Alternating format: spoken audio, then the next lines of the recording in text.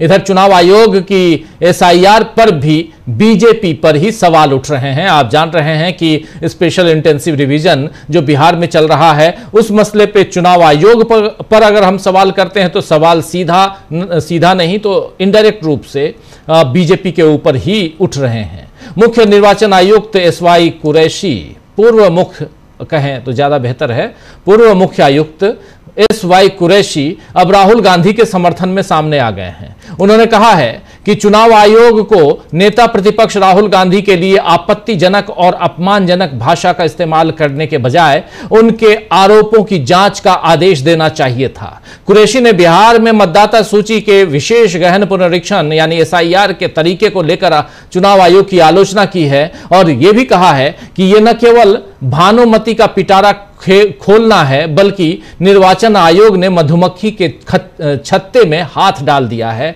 जिससे उसे नुकसान होगा।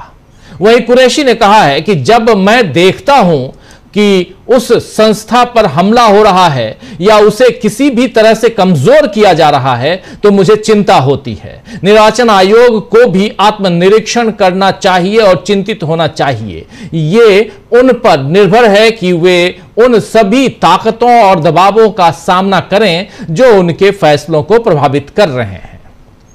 साल 2010 से 2012 के बीच मुख्य चुनाव आयुक्त रहे एसवाई कुरैशी साहब ने जिन ताकतों का जिक्र यहां बिना किसी का नाम लिए किया है दोस्तों, उसमें बीजेपी की तरफ ही इशारा दिख रहा है कि वो चुनाव आयोग पर दबाव बना रही है।